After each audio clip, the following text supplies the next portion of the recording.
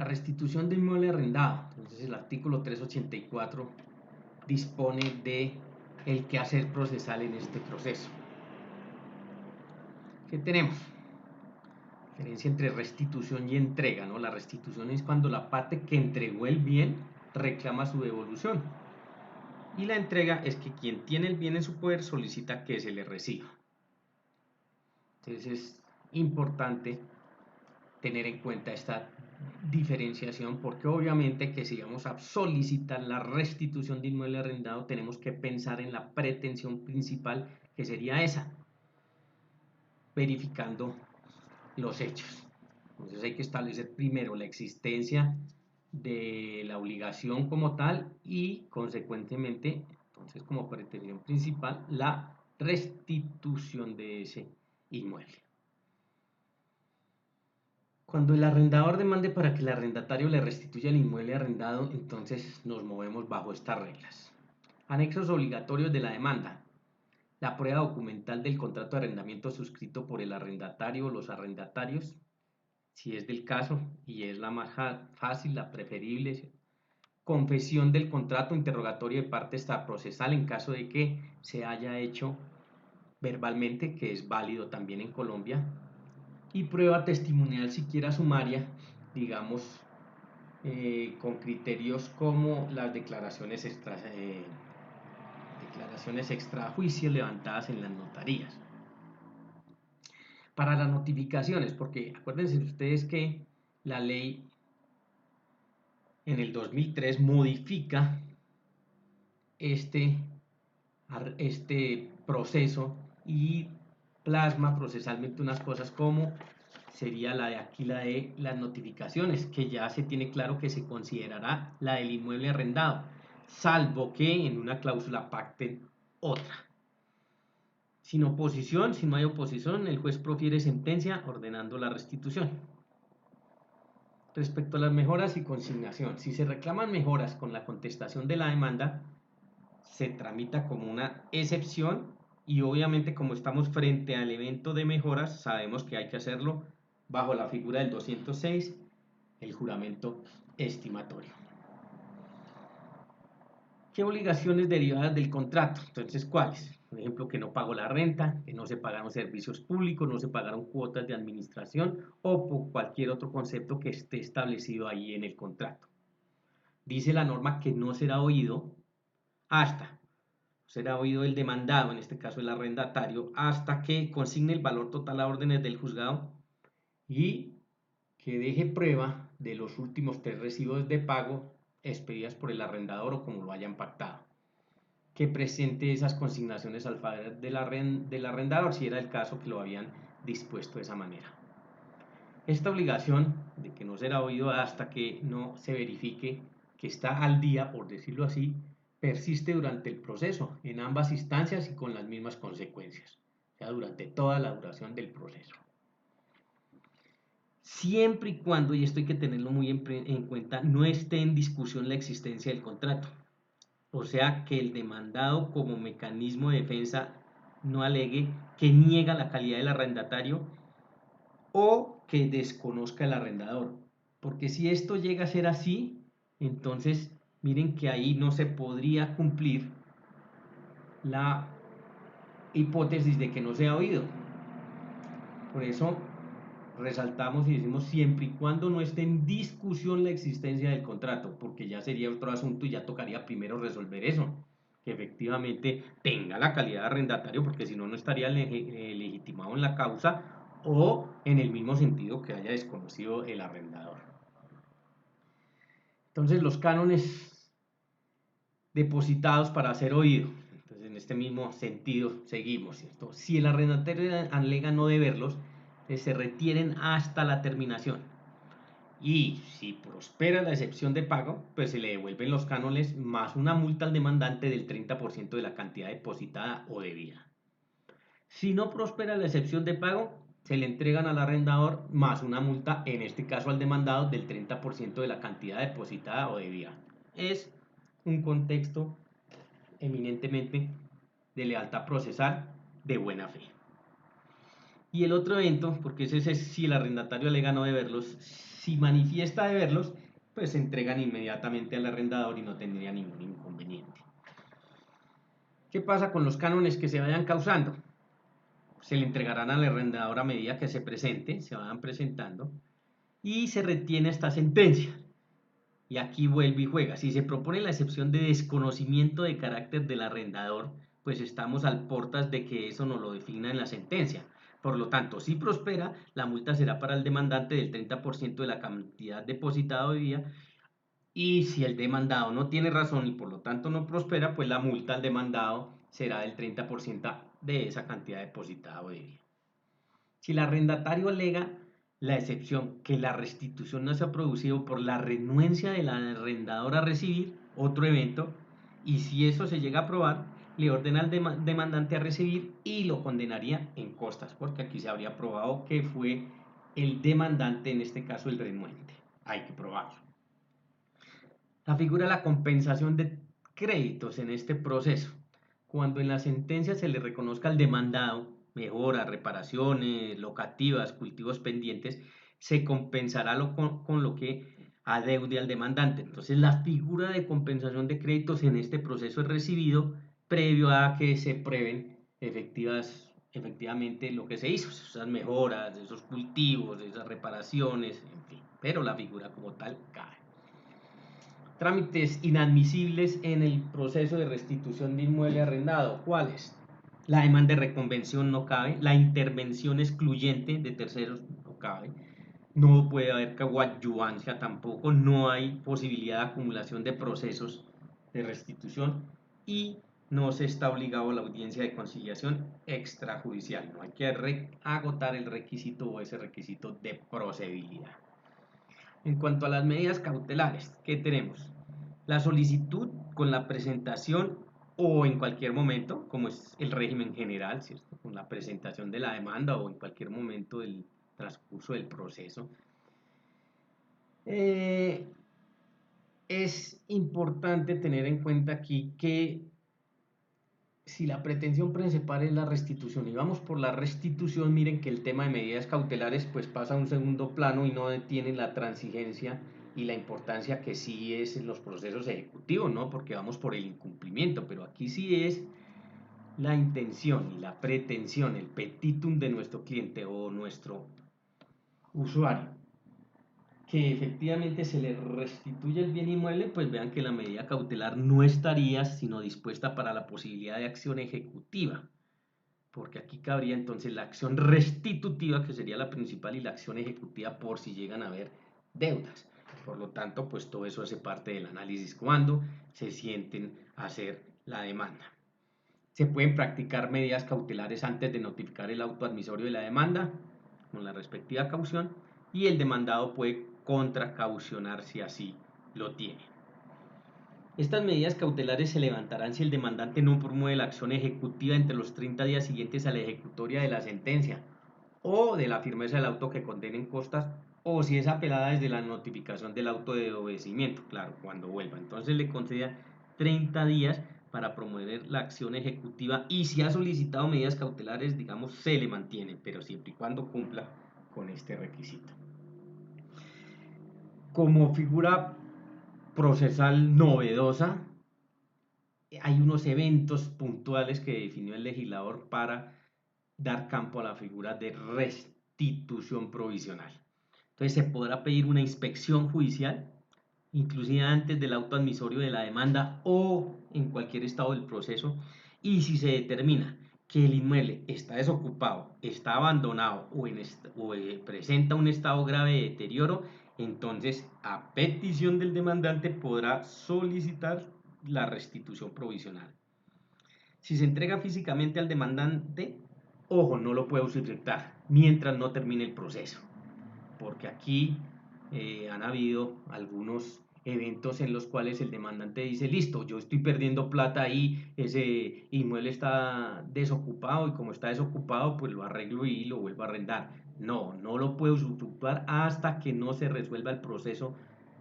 Este sería con la sentencia de restitución en la cual el juez ya ordena efectivamente esa sustitución. ¿Se hace con qué fin? Con el fin de proteger el bien, pero no para que el demandante se pueda usufructuar de esta situación. Entonces ya saben, como medio de prueba, inspección judicial, y en la inspección judicial que se va a aprobar cualquiera de esos tres eventos, o que esté desocupado, que esté abandonado, o que corra un riesgo grave de deterioro. Durante su vigencia se suspenderán los derechos y obligaciones derivados del contrato a cargo de las partes. ¿Sí? Efectivamente, si en esa situación se encuentra, pues hasta ahí cesarán las obligaciones, obviamente porque no se está por parte del arrendatario atribuyendo el uso y goce del inmueble. También es de tener en cuenta que estos procesos son de única instancia si la causal es exclusivamente mora en el pago del canon de arrendamiento. Entonces el legislador dijo, sí, y lo ubicó en el régimen de única instancia, pero solo por esa causal. ¿Cuál? La de incumplimiento en el pago del canon de arrendamiento. Para establecer la competencia, entonces miramos los artículos 18 y 20 en sus numerales primero. Para el artículo 18, competencia del juez civil municipal, dice de los procesos de restitución de inmueble arrendado, aunque sean de menor cuantía, y se tramitan en única instancia cuando la causal sea mora en el pago del canon. Entonces está establecido perfectamente ahí. Y de competencia del juez civil de circuito, los procesos de restitución de inmueble arrendado, aunque sean de mayor cuantía, también se tramitarán vía excepción de única instancia cuando la causal sea mora en el pago del canon de arrendamiento. Con base en la ley 820 de 2003, que es la que está actualmente vigente para este proceso, de la mano del artículo que estamos viendo del Código General del Proceso, entonces hay unos eventos procesales aquí interesantes. La solidaridad de los coarrendatarios. Entonces se habla de un litisconsorcio cuasi necesario. ¿Por qué? Efectivamente, si se suscribe el documento en calidad de coarrendatario, ustedes saben que inmediatamente surge el régimen de la solidaridad. Todos son solidarios para cumplir con las obligaciones que él se deriven. Pero en este conflicto, en este proceso de la restitución, hay un evento sui generis y por eso se habla del litisconsorcio cuasi necesario y no necesario. Y es por el tipo de acción que se promueva con base en la pretensión. ¿Por qué? Porque para el tema de acción ejecutiva por las deudas que se ocasionen por incumplimiento del contrato, pues sí participan o son solidarios, mejor, todos los que suscribieron el documento. Pero para efectos de la acción restitutiva, la acción de restitución es donde está el problema, porque ¿quién puede restituir el inmueble? El único que puede restituir el inmueble es el arrendatario o los arrendatarios que estén ejerciendo sobre él el uso y el goce. Miren que no podría exigírsele la acción de restitución a un coarrendatario que no esté bajo el imperio del uso y goce de ese inmueble, porque sería un imposible. Esa es la connotación del litisconsorcio cuasi necesario dependiendo de la acción que se promueva. La indivisibilidad, sí, como característica primordial y como premisa se establece, pero la restitución se tiene que pedir contra el ocupante para ratificar entonces lo que estamos diciendo, porque sería llegar a un imposible si ese coarrendatario no está viviendo, no participa del uso y goce de ese inmueble. Por lo tanto, surgen dos tipos de obligaciones: la económica, que es todo lo adeudado, rentas, cánones, servicios públicos, administración, todo lo que se haya incumplido en ese sentido, y el no económico, que es la restitución.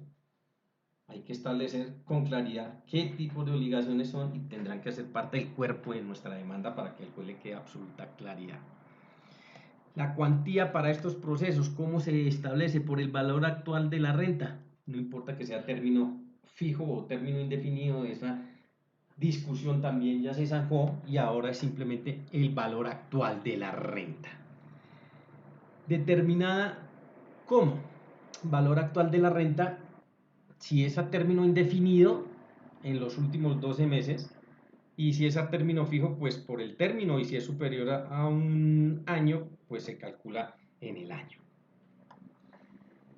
En este contrato entonces surgen causales de terminación en cabeza o a favor del arrendador y en cabeza o a favor del arrendatario. Miremos las cuales se dispusieron o están dispuestas para el arrendador. El primer evento, que no cancele la renta o el reajuste. Aquí, pues sabemos que en la mayoría de contratos se establece el aumento del canon de conformidad al IPC o a lo que el gobierno nacional haya establecido en materia de arrendamientos. Hay que tener en cuenta que ese reajuste se da con base en el tiempo que se haya dispuesto para el contrato, no de manera automática o inmediata con el cambio del año, que a veces ve uno que cometen los arrendadores este error.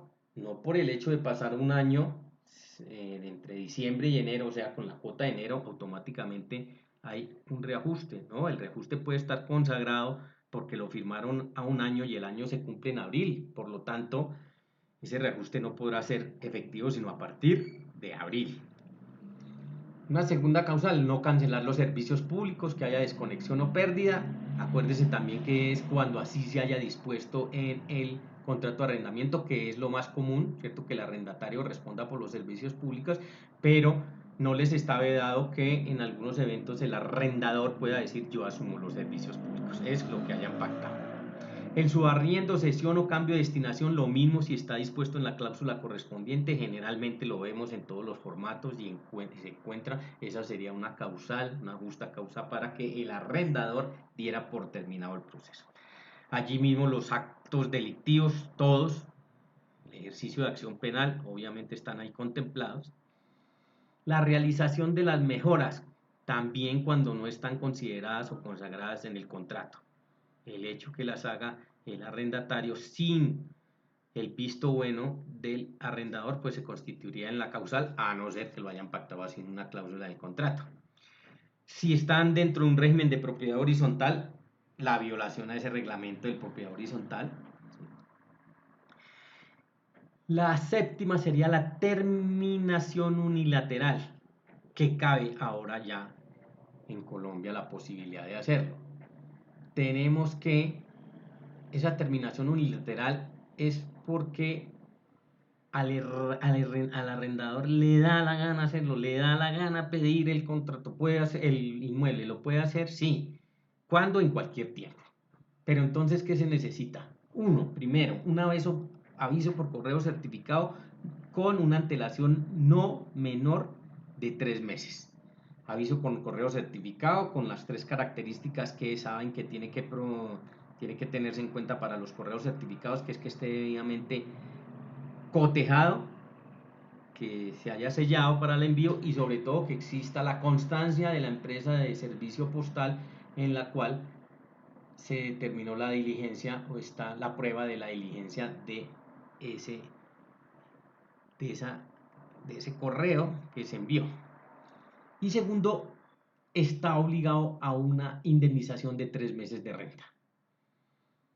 Porque en este caso, ojo, mira, estamos mirando la causal, es unilateral porque el arrendador lo dispuso así, lo quiere hacer así. Entonces, ¿qué pasa? El arrendatario entrega, recibirá la indemnización. Si el arrendatario no entrega, no recibe el dinero y tocaría instaurar un proceso de restitución. La indemnización son o equivale a 3 meses de renta, 3 cánones. Entonces se pueden presentar estos dos eventos. O que efectivamente el arrendatario diga sí, eso está dentro de sus derechos, procede a hacerle la entrega y recibe la respectiva indemnización.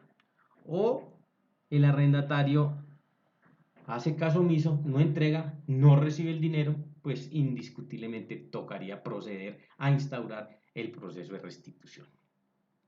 Y la otra sería la terminación unilateral, pero esta sí con causal específica, ya no porque le da la gana, sino por vencimiento del periodo. El primer requisito igual, aviso por correo certificado con una antelación no menor a 3 meses a la fecha de vencimiento. Ojo que eso queda verificado precisamente en el correo certificado.